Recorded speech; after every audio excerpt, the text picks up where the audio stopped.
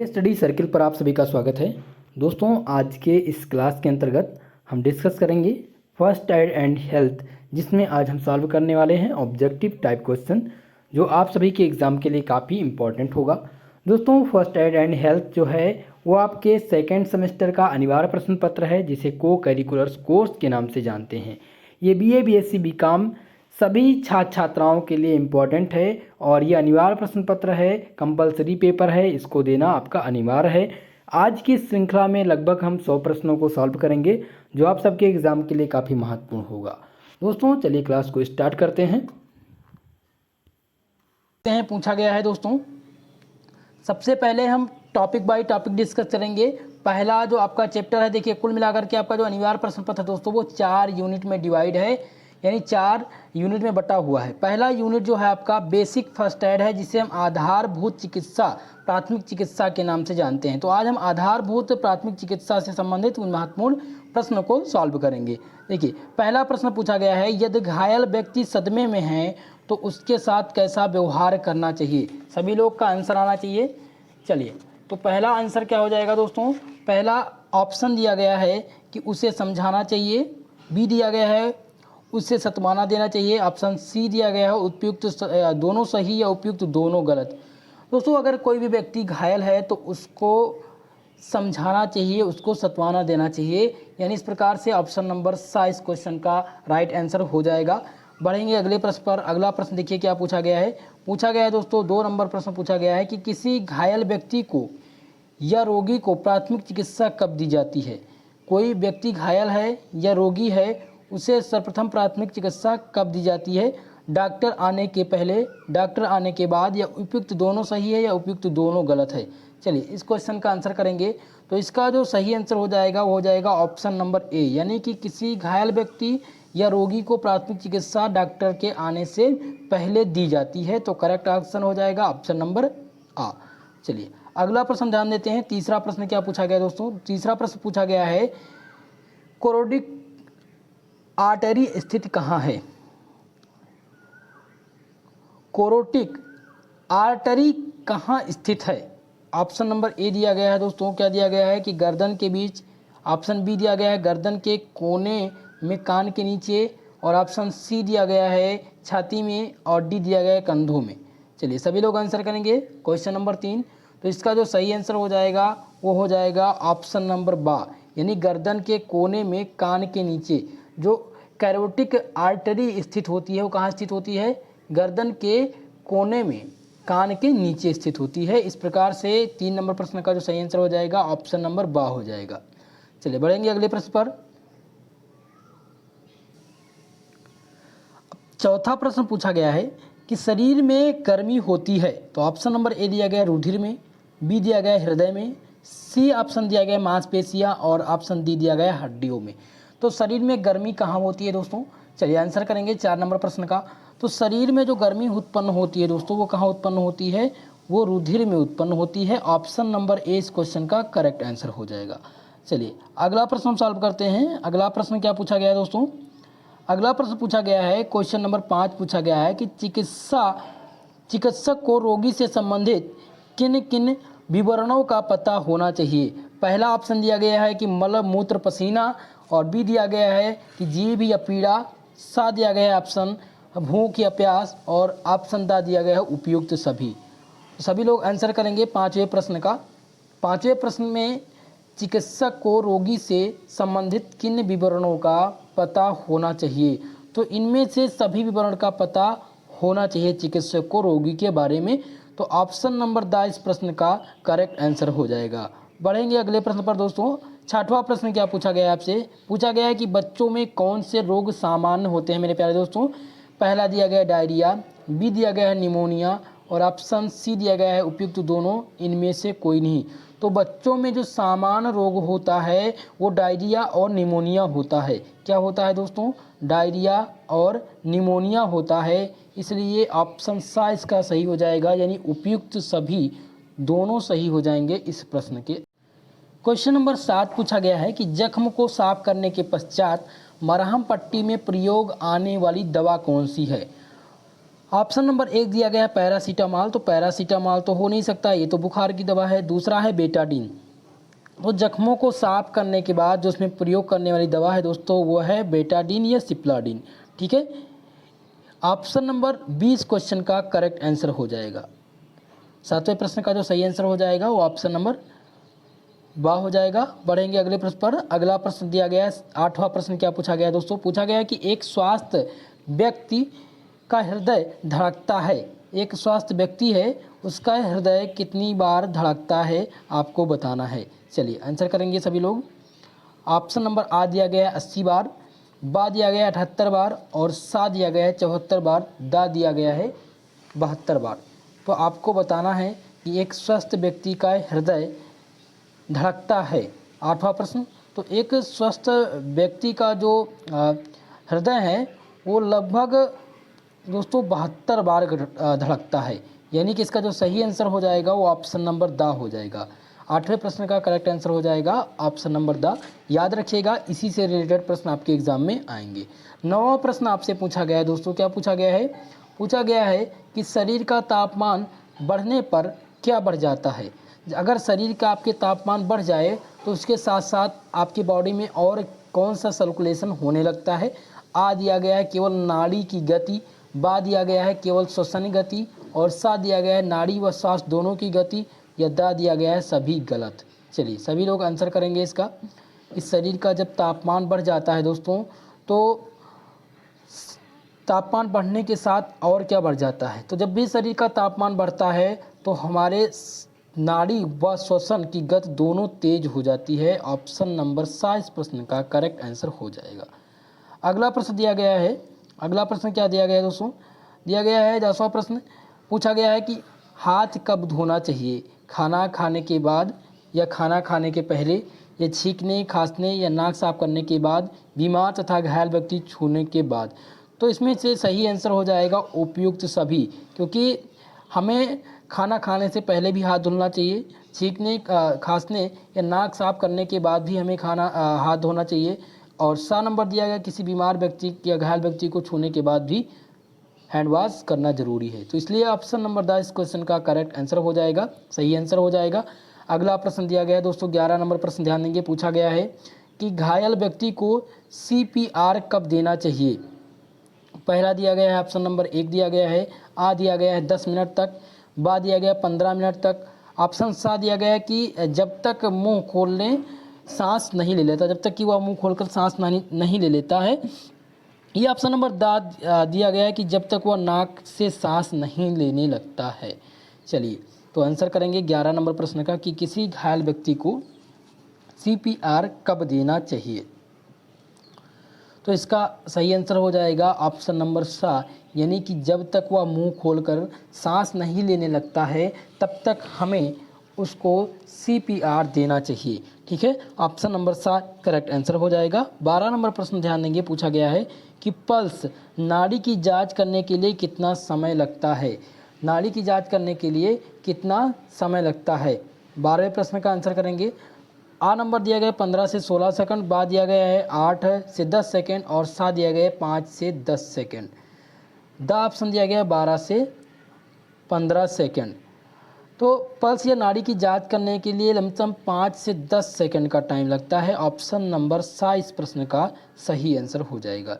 चलिए बढ़ेंगे अगले प्रश्न पर। देखिए अगला प्रश्न क्या पूछा गया है। पूछा गया है एंटासिड सिरप किस काम आता है। ऑप्शन नंबर ए दिया गया सर्दी जुकाम एलर्जी, सा दिया गया पेट में जलन या बदहजमी, या ऑप्शन नंबर दा दिया गया ऑक्सीजन की कमी के लिए, या बा दिया गया बुखार के लिए। चलिए बताइए कि ये सिरप जो है किस काम आता है। 13 नंबर प्रश्न। तो इसका जो सही आंसर हो जाएगा ऑप्शन नंबर सा हो जाएगा, पेट में जलन के लिए इस सिरप का, एंटासिड सिरप जो होता है वो पेट में जलन के काम आता है, यानी जब भी पेट में आपकी जलन होगी तो ये सिरप का उपयोग किया जाता है। ऑप्शन नंबर सा इस प्रश्न का सही आंसर हो जाएगा। बढ़ेंगे अगले प्रश्न पर। 14 नंबर प्रश्न देखिए क्या पूछा गया दोस्तों। पूछा गया है 4 से 7 वर्ष के बालक की नाड़ी की गति प्रति मिनट होती है। कोई भी बालक है जो 4 से 7 वर्ष के बीच में है तो उसकी नाड़ी की गति प्रति मिनट कितनी होगी। 14 क्वेश्चन नंबर 14 का आंसर करेंगे। ऑप्शन नंबर ए दिया गया है, आ दिया गया है कि 10 से 40 बार, बा दिया गया है 50 से 60 बार, सा दिया गया है 90 से 100 बार और दा दिया गया है 70 से 80 बार। दोस्तों 4 से 7 वर्ष के जो बालक की नाड़ी की प्रति मिनट गति होती है वो होती है कितनी, 90 से 100 बार। कम से कम कितनी होगी, 90 से 100 बार होगी। यानी जो राइट आंसर हो जाएगा, जो करेक्ट आंसर हो जाएगा वो क्या हो जाएगा, ऑप्शन नंबर सा हो जाएगा। 14 नंबर का करेक्ट आंसर ऑप्शन नंबर सा हो जाएगा। बढ़ेंगे अगले प्रश्न पर। अगला प्रश्न क्या दिया गया है दोस्तों, अगला प्रश्न पूछा गया है आपसे, पूछा गया है कि 15 नंबर प्रश्न दिया गया है कि रोगी या घायल को कृत्रिम सांस कब दी जाती है। ऑप्शन नंबर आपसे बताया गया है, पूछा गया है कि जब वह मूर्छित हो, या जब वह सांस लेने में सांस ना ले रहा हो, या जब हार्ट अटैक में हो, या दुर्घटना होने पर रोगी को कृत्रिम सांस कब दिया जाता है। ऑप्शन नंबर, चलिए 15 नंबर क्वेश्चन का सही आंसर क्या हो जाएगा। 15 नंबर प्रश्न का जो सही आंसर हो जाएगा दोस्तों वो हो जाएगा ऑप्शन नंबर दा, यानी दुर्घटना होने पर। ठीक है, ऑप्शन नंबर दा इस प्रश्न का करेक्ट आंसर हो जाएगा। अगला प्रश्न देखिए, 16 नंबर प्रश्न आपसे पूछा गया है कि साफ करने के पश्चात जख्म की मरहम पट्टी में प्रयोग आने वाली दवा कौन सी है। पहला दिया गया है बीटाडिन क्रीम, बा नंबर दिया गया है कैलामाइन लोशन, और सा दिया गया है पैरासीटामॉल, और दा दिया गया है एंटासिड। चलिए आंसर करेंगे सभी लोग। तो इसमें जो प्रयोग करने वाली दवा है वो क्या हो जाएगी, बीटाडिन हो जाएगी दोस्तों। क्या हो जाएगी, बीटाडिन। ऑप्शन नंबर ए इस प्रश्न का सही आंसर हो जाएगा। अगला प्रश्न ध्यान देंगे, 17 प्रश्न पूछा गया है कि मरीज या घायल व्यक्ति को किस प्रकार का खाना देना चाहिए। ऑप्शन ए दिया गया आरामदायक स्थिति में, बा दिया गया गर्म, और सा दिया गया होश में, और डी दिया गया उपयुक्त सभी। तो 17 नंबर प्रश्न का आंसर करेंगे। 17 नंबर प्रश्न का जो सही आंसर हो जाएगा दोस्तों हो जाएगा उपयुक्त सभी। मरीज या घायल व्यक्ति को हमें आरामदायक स्थिति में खाना देना चाहिए, गर्म खाना देना चाहिए, साथ ही साथ जब वो होश में हो तभी उसको खाना देना चाहिए। ठीक है, चलिए दोस्तों वीडियो पसंद आ रहा हो प्लीज़ वीडियो को लाइक कर दीजिए। जितने भी हमारे साथ जुड़े हुए हैं भाई बंधु, प्लीज़ जितने भी लोग देख रहे हैं पहले वीडियो को लाइक कर दीजिए यार। कम से कम वीडियो को लाइक तो कर दिया करिए। आपको फ्री में क्लास दी जाती है, आपकी हर प्रकार से मदद की जाती है, तो आप लोग का फ़र्ज़ है कि आप लोग चैनल को जरूर सब्सक्राइब करें, वीडियो को जरूर लाइक करें। ठीक है दोस्तों, चलिए 18वां प्रश्न ध्यान देंगे। 18वां प्रश्न पूछा गया आपसे कि घायल व्यक्ति की जान बचाना किसका मुख्य लक्ष्य है। प्राथमिक चिकित्सा, परिवार का, समाज का, या सभी का। दोस्तों इसका जो सही आंसर हो जाएगा वो हो जाएगा द नंबर, ये सभी हो जाएगा कि घायल व्यक्ति की जान बचाना सभी का, परिवार का भी मुख्य लक्ष्य है, प्राथमिक चिकित्सा वालों का भी मुख्य लक्ष्य है, और समाज का भी है। ठीक है, चलिए अगला प्रश्न ध्यान देंगे। 19 नंबर प्रश्न दिया गया है कि किसी घायल व्यक्ति रोगी को प्राथमिक चिकित्सा कब दी जाती है। तो ये दी जाती है डॉक्टर के आने से पहले। ऑप्शन नंबर आ इस क्वेश्चन का सही आंसर होगा। 20 नंबर प्रश्न आप ध्यान देंगे, पूछा गया है बेहोशी में जीभ है। बेहोश, जब आदमी बेहोश हो जाता है तो उसकी जीभ कैसी हो जाती है। ऑप्शन ए दिया गया मुंह से बाहर लटक जाती है, गले से पिछले भाग में गिर जाती है, या सूख जाती है, और या लाल पड़ जाती है। चलिए आंसर करेंगे 20 नंबर प्रश्न का। तो दोस्तों 20 नंबर प्रश्न का जो सही आंसर हो जाएगा ऑप्शन नंबर बा हो जाएगा। जब आदमी बेहोश हो जाता है तो उसकी जीभ जो होती है वो गले के पिछले भाग में गिर जाती है। ऑप्शन नंबर बा इस प्रश्न का करेक्ट आंसर हो जाएगा। 21 नंबर प्रश्न ध्यान देंगे, पूछा गया है कि अगर कोई हड्डी टूट गई हो तो मरीज को क्या करना चाहिए। बेहोश कर दे, या सीधा कर दर्द कम करने का प्रयास करें, या बैठा दें, या उपयुक्त सभी। चलिए सभी लोग आंसर करेंगे। 21 नंबर प्रश्न का दोस्तों जो सही आंसर हो जाएगा वो ऑप्शन नंबर बा हो जाएगा। सीधा कर के दर्द कम करने का प्रयास करेंगे। क्या करेंगे, अगर किसी भी व्यक्ति की हड्डी टूट गई हो, या पैर की हड्डी हो, या हाथ की हड्डी हो, तो उसको सीधा करके उसके दर्द को कम करने का प्रयास करेंगे। ठीक है, चलिए अगला प्रश्न ध्यान देंगे। अगला प्रश्न दिया गया है, क्या दिया गया, डिजिटल थर्मामीटर किस काम आता है। डिजिटल थर्मामीटर किस काम आता है। तापमान नापने हेतु, हृदय गति मापने हेतु, श्वसन दर की मापन हेतु, या रुधिर मापन हेतु। चलिए डिजिटल थर्मामीटर, तो डिजिटल थर्मामीटर का जो प्रयोग किया जाता है दोस्तों वो तापमान नापने के लिए किया जाता है। ऑप्शन नंबर आ इस प्रश्न का करेक्ट आंसर हो जाएगा। अगला प्रश्न दिया गया है, 23 नंबर प्रश्न दिया गया है कि विश्व स्वास्थ्य संगठन ने किस तारीख को ग्लोबल हैंड वॉशिंग डे घोषित किया गया है। एक बार प्रश्न को दोबारा पढ़ेंगे, ये प्रश्न बहुत ही महत्वपूर्ण है कि विश्व स्वास्थ्य संगठन ने किस तारीख को ग्लोबल हैंड वॉशिंग डे घोषित किया गया है। ऑप्शन नंबर ए आपसे दिया गया 12 अक्टूबर, बा है 15 अक्टूबर, सा दिया गया 18 अक्टूबर और दा दिया गया है 20 अक्टूबर। चलिए 23 नंबर प्रश्न का जो करेक्ट आंसर हो जाएगा दोस्तों वो हो जाएगा 15 अक्टूबर। 15 अक्टूबर को विश्व स्वास्थ्य संगठन ने ग्लोबल हैंड वॉशिंग डे घोषित किया है। ऑप्शन नंबर 22 क्वेश्चन का करेक्ट आंसर हो जाएगा। अगले प्रश्न पर बढ़ेंगे। 24 प्रश्न क्या पूछा गया है। 24वां प्रश्न पूछा गया है कि खुले हाथों से किस संक्रमण का खतरा रहता है। ऑप्शन आ दिया गया है हेपेटाइटिस बी या सी, बा दिया गया HIV, सा दिया गया एड्स या दा दिया गया है उपयुक्त सभी। चलिए तो 24 नंबर प्रश्न का जो सही आंसर हो जाएगा वो ऑप्शन नंबर दा हो जाएगा। खुले हाथों से कई प्रकार के संक्रमण का खतरा रहता है। हालांकि इसमें 4 ऑप्शन दिए गए हैं, तो हेपेटाइटिस बी या सी होने का भी खतरा रहता है, साथ ही साथ HIV होने का भी खतरा रहता है और एड्स फैलने का भी खतरा रहता है। 25 नंबर क्वेश्चन पूछा गया है स्टेलियर गॉज क्या है। ऑप्शन नंबर ए दिया गया है थर्मामीटर, बा दिया गया है पट्टी और सा दिया गया रुई या दा दिया गया है फर्स्ट एड बॉक्स। दोस्तों स्टेलियर गॉज जो है एक प्रकार की पट्टी होती है जो जीवाणु मुक्त बनाई जाती है। क्या बनाई जाती है? जीवाणु मुक्त बनाई जाती है। तो स्टेलियर गॉज क्या है? एक प्रकार की पट्टी है। तो ऑप्शन नंबर 22 क्वेश्चन का करेक्ट आंसर हो जाएगा।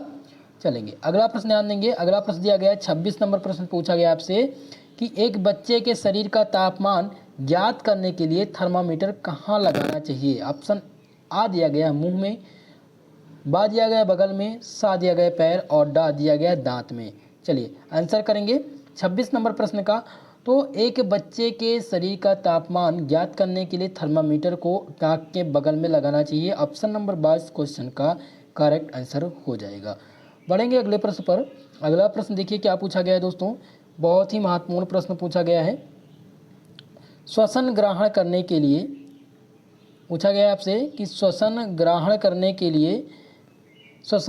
करने की दर क्या कहलाती है। ऑप्शन नंबर आ दिया गया गति, बा दिया गया तापमान, ऑप्शन सा है परिसंचरण और दा दिया गया है माप। चलिए तो श्वसन ग्रहण करने की दर क्या कहलाती है दोस्तों। श्वसन ग्रहण करने की जो दर होती है वो क्या कहलाती है? वो गति कहलाती है। क्या कहलाती है? गति कहलाती है। ऑप्शन नंबर आ इस क्वेश्चन का सही आंसर हो जाएगा। 28 नंबर प्रश्न ध्यान देंगे। पूछा गया शरीर के तापमान में कमी होने से अगर शरीर में तापमान की कमी हो जाएगी तो आपका शरीर कैसा हो जाएगा? मजबूत बन जाएगा या दुर्बल हो जाएगा, या हड्डियाँ चौड़ी हो जाएगी या हड्डियाँ मुड़ जाएगी। चलिए आंसर करेंगे आप सभी लोग इस क्वेश्चन का कि अगर शरीर के तापमान की कमी हो जाए तो शरीर क्या होगा? तो शरीर की क्या हो जाएगा? शरीर दुर्बल हो जाएगा। यानी ऑप्शन नंबर 22 क्वेश्चन का सही आंसर हो जाएगा। पढ़ेंगे अगले प्रश्न पर। 29 नंबर प्रश्न दोस्तों क्या पूछा गया है। पूछा गया है कि जिस यंत्र से शरीर का तापक्रम नापते हैं वह क्या कहलाता है। पहला दिया गया है ऑप्शन नंबर आ दिया गया है कि स्टेथोस्कोप, बा दिया गया थर्मामीटर, सा है इंजेक्शन और दा दिया गया है उपयुक्त सभी। तो इसका सही आंसर हो जाएगा दोस्तों, इसका सही आंसर हो जाएगा थर्मामीटर। यानी शरीर का जो तापक्रम जिससे नापते हैं, किससे नापते हैं? थर्मामीटर से नापते हैं। यानी ऑप्शन नंबर 22 क्वेश्चन का सही आंसर हो जाएगा। अगला प्रश्न दिया गया है कैलामाइन लोशन किस दशा में प्रयोग किया जाता है। आ दिया गया है जलन पर, बा है कटने पर और सा दिया गया है मोच आने पर, दा दिया गया है फोड़े फुंसी या शरीर पर रैशेज होने पर। दोस्तों कैलामाइन लोशन का प्रयोग फोड़े फुंसी या शरीर पर रैशेज होने पर किया जाता है। यानी कि 32 नंबर प्रश्न का जो सही आंसर हो जाएगा वो हो जाएगा ऑप्शन नंबर दा। अगला प्रश्न दिया गया है श्वसन की क्रिया क्या है। श्वसन की क्रिया क्या है। आ दिया गया श्वास भरना, बा है श्वास रोकना या सा दिया गया श्वास छोड़ना या दा दिया गया है उपयुक्त सभी। तो श्वसन की क्रिया के अंतर्गत ये सभी आते हैं, इसलिए इसका जो सही आंसर हो जाएगा वो ऑप्शन नंबर दा हो जाएगा। चलिए अगला प्रश्न हम ध्यान देंगे। पूछा गया है कि प्राथमिक चिकित्सा बॉक्स में क्या होना अनिवार्य है। ऑप्शन ए दिया गया कि दर्द निवारक दवाइयाँ, बा दिया गया है डिटॉल या सेवलान रुई या सा दिया गया है विभिन्न पट्टियाँ, या दा दिया गया है उपयुक्त सभी। तो दोस्तों प्राथमिक चिकित्सक वास्प में ये सभी होना अनिवार्य है, यानी ऑप्शन नंबर दा इस क्वेश्चन का सही आंसर हो जाएगा। अगला प्रश्न देखिए क्या पूछा गया है। 35 नंबर प्रश्न आपसे पूछा गया कि बुखार के लिए छोटे बच्चे को देने वाली दवा क्या है।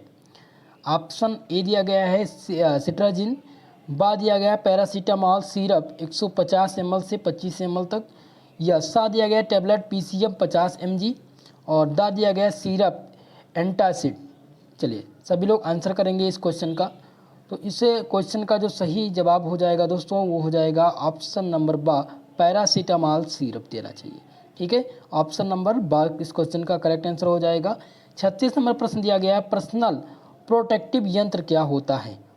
ऑप्शन ए है फेस मास्क, बा दिया गया एस्प्रिन, सा है दवाइयाँ, और दा दिया गया ड्रेस। तो पर्सनल प्रोटेक्टिव यंत्र जो है वो क्या होता है, फेस मास्क जो होता है उसे पर्सनल प्रोटेक्टिव यंत्र कहते हैं। ऑप्शन आ इस क्वेश्चन का सही आंसर हो जाएगा। बढ़ेंगे अगले प्रश्न पर। अगला प्रश्न क्या पूछा गया है दोस्तों, अगला प्रश्न पूछा गया है 37 नंबर प्रश्न दिया गया है कि घाव को साफ करने के लिए किसका प्रयोग करते हैं, पानी, रुई, या सेवलान, सेलुलोसन, या तेल का। तो घाव को साफ करने के लिए हम सेवलान सॉल्यूशन का प्रयोग करते हैं, यानी ऑप्शन नंबर सा इस क्वेश्चन का करेक्ट आंसर हो जाएगा। चलिए अगला प्रश्न हम देखते हैं, अगला प्रश्न सॉल्व करते हैं। अगला प्रश्न क्या पूछा गया है दोस्तों, पूछा गया है कि हमारे शरीर में जब पानी की कमी होने पर दस्त होने पर दिया जाने वाला उपचार कौन सा होता है। सर्वप्रथम अगर शरीर में पानी की कमी हो जाए या दस्त आने की स्थिति में सर्वप्रथम कौन सा उपचार किया जाएगा। क्या ठंडा पानी दिया जाएगा, गर्म पानी दिया जाएगा, या पैरासीटामॉल दिया जाएगा, या ORS घोल दिया जाएगा। तो दोस्तों इसका जो करेक्ट आंसर होगा वो हो जाएगा ऑप्शन नंबर द ORS घोल देंगे। अगर शरीर में पानी की कमी हो जाए, आपको दस्त आ रही हो, तो सर्वप्रथम आप काम करेंगे इलेक्ट्रॉल का एक वो आता है घोल आता है जिसे ग्लूकोज की मात्रा से पाई जाती है। ठीक है, तो उसको पिलाना चाहिए, या ORS एक कंपनी है जिसका एक घोल आता है उसको पिलाना चाहिए। ठीक है, ऑप्शन नंबर द इस क्वेश्चन का सही आंसर हो जाएगा। 39 नंबर पर ध्यान देंगे, पूछा गया है हड्डियां टूटने पर सहारा देने के लिए क्या प्रयोग होता है, पट्टियाँ, या गर्म पट्टी, फर्स्ट एड, या स्पिटिन, या लकड़ी के टुकड़े। तो हड्डियाँ जब भी टूट जाए दोस्तों तो क्या किया जाएगा, किसका सहारा दिया जाएगा। तो सर्वप्रथम फर्स्ट एड एंड स्पिटिन वुड का सहारा दिया जाएगा। ऑप्शन नंबर सा इस क्वेश्चन का सही आंसर हो जाएगा। बढ़ेंगे 40 नंबर प्रश्न, देखिए क्या पूछा गया है। 40वां प्रश्न पूछा गया है कि शरीर के तापमान की वृद्धि होने पर कौन सा रोग होता है। तो जब भी शरीर में तापमान की वृद्धि होती है तो क्या हो जाता है, हमें बुखार हो जाता है। ऑप्शन नंबर सा इस प्रश्न का सही आंसर हो जाएगा। 41वां प्रश्न पर आप ध्यान देंगे। 41 नंबर प्रश्न पूछा गया है आपसे, क्या पूछा गया है कि किसी रोगी या घायल व्यक्ति का स्वास्थ्य लाभ ज्ञात करने के लिए किसे चयनित किया जाता है, नाड़ी को, श्वसन की गति को, या रक्त परिसंचरण को, या ये सभी। चलिए आंसर करेंगे 41 नंबर क्वेश्चन का। दोस्तों 41 नंबर प्रश्न का जो सही आंसर हो जाएगा द हो जाएगा। नाड़ी को भी चेक किया जाता है, श्वसन की गति को भी देखते हैं, और रक्त परिसंचरण को भी देखा जाता है किसी स्वस्थ घायल व्यक्ति के स्वस्थ लाभ ज्ञात करने के लिए। ठीक है, ऑप्शन नंबर द इस क्वेश्चन का सही आंसर होगा। चलिए अगला प्रश्न देखते हैं। 42 नंबर प्रश्न पूछा गया है कि एक स्वस्थ व्यक्ति के शरीर का तापमान कितना होता है। ऑप्शन आ है 94.4, बा दिया गया है 96.4, और सा है 98.4, दा दिया गया है 99.4। तो एक स्वस्थ व्यक्ति के शरीर का तापमान कितना होता है दोस्तों, 98.4 होता है। इसलिए ऑप्शन नंबर सा इस प्रश्न का सही आंसर हो जाएगा। 43 नंबर प्रश्न ध्यान देंगे, पूछा गया है कि थर्मामीटर से बुखार कितने मिनट में नापना चाहिए। ऑप्शन ए दिया गया 1 से 2 मिनट, ऑप्शन 2 दिया गया है कि बा दिया गया है कि 3 से 4 मिनट, सा है 4 से 5, और दा दिया गया है 6 से 7 मिनट। दोस्तों थर्मामीटर से जो बुखार मापने में समय लगता है, नापने में, वो कितना लगता है, 1 से 2 मिनट का समय लेना चाहिए। ऑप्शन नंबर आ इस क्वेश्चन का करेक्ट आंसर होगा। बढ़ेंगे अगले प्रश्न पर। 44 प्रश्न पूछा गया है कि किसी रोगी को किस प्रकार का इन्फेक्शन ना हो, किसी रोगी को किस प्रकार का इन्फेक्शन ना हो, इसके लिए चिकित्सक को क्या करना चाहिए? हाथ धोना चाहिए, हाथों में दस्ताने पहनने चाहिए, या उपयुक्त दोनों सही है, उपयुक्त दोनों गलत हैं। तो इसका जो सही आंसर हो जाएगा मित्रों, वो हो जाएगा ऑप्शन नंबर सा, यानी कि उपयुक्त दोनों सही है। किसी भी रोगी को किसी प्रकार का इन्फेक्शन ना हो, इसीलिए चिकित्सक को अपने हाथों में क्या करना चाहिए? दस्ताने पहनना चाहिए और हैंड वॉश करना जरूरी होता है। ऑप्शन सा इस प्रश्न का करेक्ट आंसर होगा। 45वां प्रश्न पर चलेंगे। 45वां प्रश्न आपसे पूछा गया है, क्या पूछा गया है कि समुदाय और राष्ट्रीय नेताओं ने जनता को कब स्वच्छ हाथ के लिए जो संबोधित किया था, यानी स्वच्छ हाथ धोने के लिए क्या किया था? प्रेरित किया था हाथ के लिए। ठीक है, तो ऑप्शन आ दिया गया 2006, बाद दिया गया 2007, और ऑप्शन सा है 2008, ऑप्शन दिया गया है 2009 में। तो समुदाय और राष्ट्र नेताओं ने जनता को स्वच्छ हाथ के लिए कब प्रेरित किया था? 2008 में प्रेरित किया था। इसलिए इसका जो सही आंसर हो जाएगा ऑप्शन नंबर सा हो जाएगा।